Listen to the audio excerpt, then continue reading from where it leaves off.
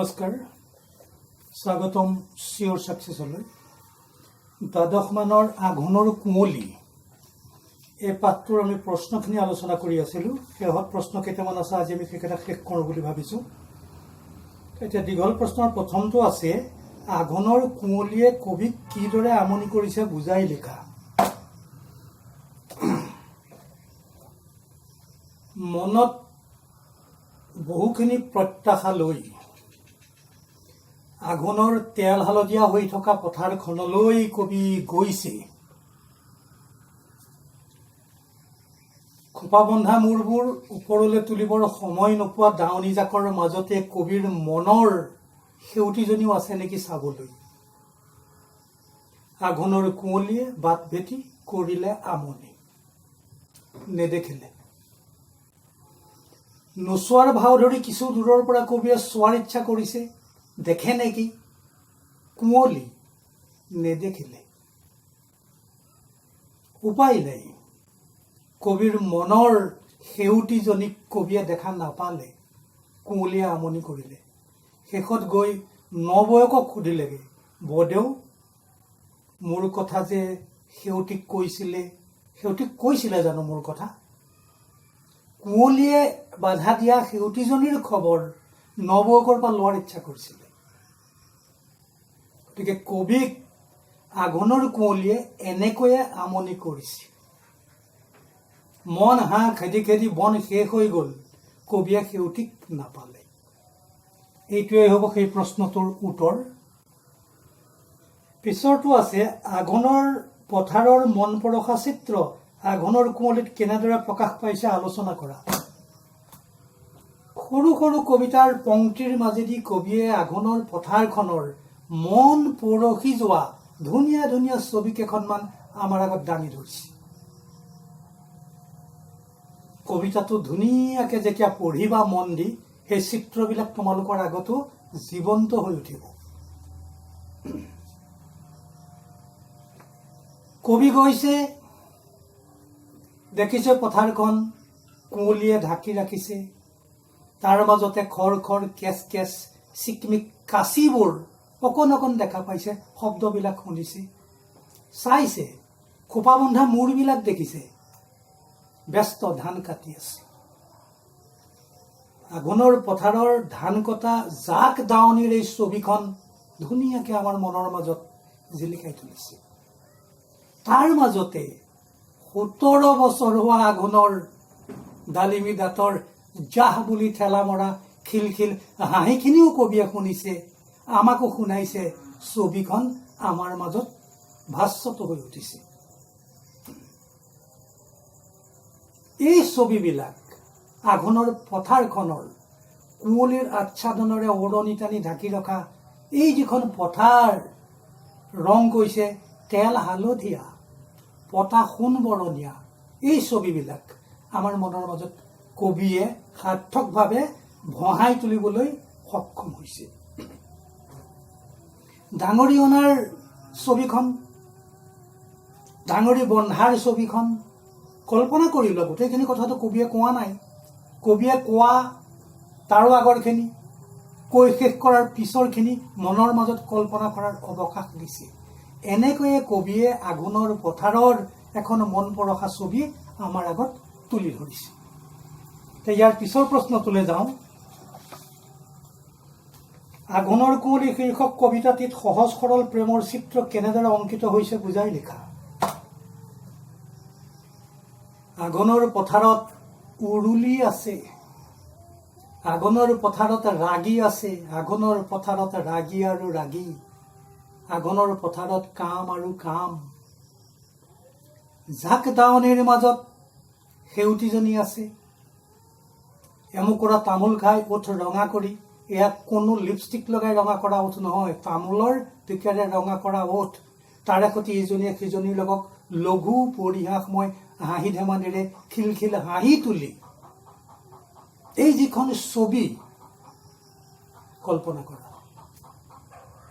তাৰ মাজতে কবিৰ প্ৰেমিকা, কবিৰ মনৰ মানুহজনী সেউতী তাৰ মাজতে আছে। আঘোণৰ পথাৰত প্ৰেম হয়, আঘোণৰ পথাৰত কেৱল কামেই নহয়, আঘোণৰ পথাৰত ডেকা গাভৰুৰ মনৰ মিল হয়, সেই ছবিখনো ইয়াত দিছে। কেনেকৈ ডেকাই ধান কঢ়িয়াবলৈ যায়, কেনেকৈ মনৰ গাভৰুজনীয়ে ধান দাই থাকে, হাঁহি থাকে, চাওঁ বুলিও দূৰৰ পৰা নেচাওঁ নেচাওঁ বুলিও, চাওঁ চাওঁ বুলিও চাব নোৱাৰা হোৱা, নেচাওঁ নেচাওঁ বুলিও চাবলৈ মন যোৱা, এই যিখন ছবি কিমান সুন্দৰকৈ পৰিস্ফুট হৈছে।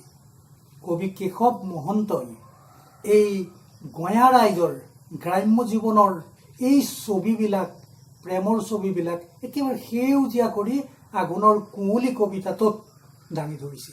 কুঁৱলীয়ে চব ঢাকিহে ৰাখিছে, কিন্তু মনৰ কুঁৱলী ফালি এইবিলাক হৈ আছে। এই প্ৰেমৰ ছবিখন কবিয়ে কবিতাটোৰ মাজত বৰ ধুনীয়াকৈ প্ৰকাশ কৰিছে। আঘোণৰ কুঁৱলীত কবিৰ অন্তৰৰ বিষাদবোধ কিদৰে প্ৰকাশ পাইছে বুজাই লিখা। কবিয়ে সেউতীক লগ পাম বুলি কৈছিলে, চাম বুলি কৈছিলে, নাপালে। আঘোণৰ কুঁৱলীয়ে ঢাকি ৰাখিলে। সমস্ত প্ৰেমৰ কবিয়ে মনতে কল্পনা কৰি যোৱা কথা বতৰাবিলাক কাকো ক'ব নোৱাৰিলে, আনকি দূৰৰ পৰা চাওঁ বুলি দেখাও নাপালে। এই এক বিষাদ বোধ, লগ পাম বুলি কৈ লগ নোপোৱা, চাওঁ চাওঁ বুলি চাব নোৱাৰা, এই যিটো বিষাদ বোধ, প্ৰেমৰ ভাল লগা বিষাদ, এই বিষাদবোধটো আঘোণৰ কুঁৱলীত প্ৰকাশ পাইছে। কৈছে মন হাঁহ খেদি খেদি বন শেষ হৈ গ'ল, আঘোণৰ কুঁৱলীত সেউতি হেৰালে, আঘোণৰ কুঁৱলীতে পথাৰো লুকালে। এই বিষাদবোধটো কবিতাটোত প্ৰকাশ পাইছে। তাৰ পিছৰ প্ৰশ্নটো হ'ল, প্ৰসংগ সংগতি দৰ্শাই ব্যাখ্যা কৰা। আঘোণৰ পথাৰৰ দাৱনিৰ কাম আছে, মুঠি মুঠি কাচি ডাঙৰি ডাঙৰি কাম আছে, আঘোণৰ পথাৰত কাম আৰু কাম। কবিতা ফাঁকি লিখি ল'বা। ওপৰত উদ্ধৃত কৰা কবিতা ফাঁকি কবি কেশৱ মহন্তৰ আঘোণৰ কুঁৱলী নামৰ কবিতাটিৰ পৰা উদ্ধৃত কৰা হৈছে। আঘোণৰ পথাৰৰ ব্যস্ততাৰ কথা ক'বলৈ গৈ কবিয়ে কবিতা ফাঁকিৰ অৱতাৰণা কৰিছে। সংগতি হ'ল ব্যাখ্যা, কাম আছে। কি কাম এতিয়া? আঘোণৰ পথাৰত কাম আছে। আঘোণৰ পথাৰত দাৱনীহঁতে ধান কাটিব লাগিব, ডেকাহঁতে ধান কঢ়িয়াব লাগিব, মুঠি মুঠি ধানবিলাক ডাঙৰি কৰি বান্ধিব লাগিব, জৰি লৈ যাব লাগিব, বিৰিঙাত ভাৰ কৰি চিপ চিপ শব্দ কৰি সেই ডাঙৰিবিলাক ঘৰলৈ কঢ়িয়াব লাগিব। এই কামবিলাকৰ কথা কৈছে। শাওণত যি সপোন ৰোপণ কৰিলে চহাই, সেই শাওণৰ সপোনবিলাক আঘোণত ফলি আহিছে। সেই সপোনবিলাক ঘৰলৈ কঢ়িয়াব লাগিব। এই সপোন কঢ়িওৱাৰ কাম আছে আঘোণৰ পথাৰত। ইয়াৰ বাহিৰেও কবিয়ে কৈছে ডেকা গাভৰুৰ মনৰ আদান প্ৰদানৰ কামো আছে আঘোণৰ পথাৰতে। গতিকে আঘোণৰ পথাৰত কেৱল কাম আৰু কাম। ইয়াৰ পিছৰটো ব্যাখ্যা দিছে,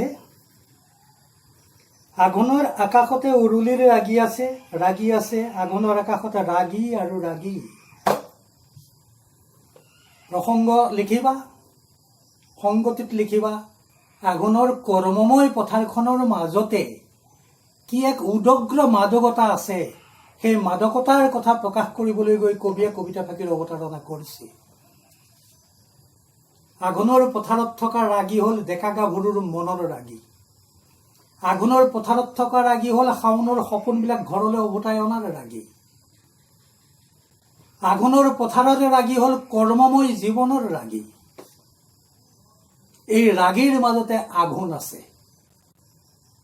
এই কামৰ মাদকতাত তেল হালধীয়া হৈ থকা আঘোণৰ পথাৰখনত ব্যস্তময় দাৱনীক লগ পাম, কৰ্মময় জীৱনত ব্যস্ত হৈ থকা ডেকাহঁতক লগ পাম।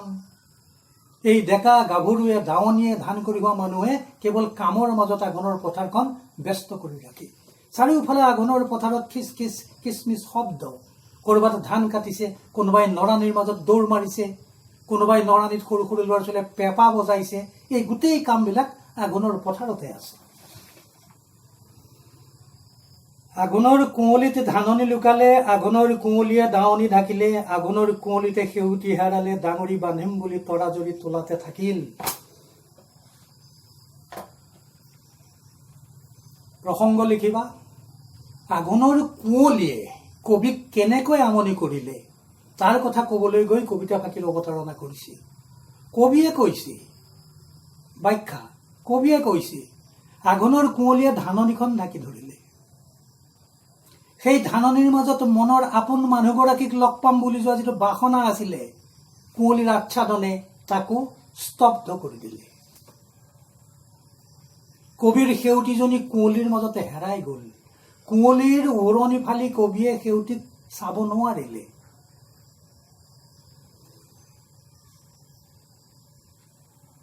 ডাঙৰি বান্ধিম বুলি যোৱা ল'ৰাটোৰ তৰি লোৱা জৰি গছ তাতে থাকিল, ডাঙৰি বন্ধা নহ'ল। মনৰ এখতি কল্পনা কৰা সাংসাৰিক বন্ধনৰ কথা যি ভাবিছিলে সেউতীক লগত লৈ, আঘোণৰ কুঁৱলীৰ মাজতে সপোনটো হেৰাই গ'ল। কুঁৱলী আঁতৰিব, সপোন সম্ফল হ'ব। এইটোৱেই হ'ল তাৰ ব্যাখ্যা। তাৰপিছততো কবিতাটো শেষেই হ'ল। গতিকে মৰমৰ ছাত্ৰ ছাত্ৰীসকল, আঘোণৰ কুঁৱলী আজি আমি ইমানতে শেষ কৰিলোঁ। আঘোণৰ কুঁৱলীৰ এটা সপোন লৈ তোমালোকেও সপোন দেখা। কোনে কেনেকৈ দেখিবা আঘোণক লৈ তোমালোকৰ কথা, কিন্তু একেবাৰে ধুনীয়া সোণ বৰণীয়া পাতল হালধীয়া সেই আঘোণৰ পথাৰখন কুঁৱলী পৰি থাকে। খোজকাঢ়ি যাওঁতে ভৰিত জঁট লাগে, কুঁৱলীয়ে নিয়ৰে জঁট বান্ধে, মেখেলাবিলাক তিতি যায়, ভৰিবিলাক তিতি যায়। সেই নিয়ৰৰ মুকুতা, সেইবিলাক কথা তোমালোকে কল্পনা কৰা। আজিলৈ আহোঁ। সুখেৰে থাকা, ঘৰতে থাকা। নমস্কাৰ।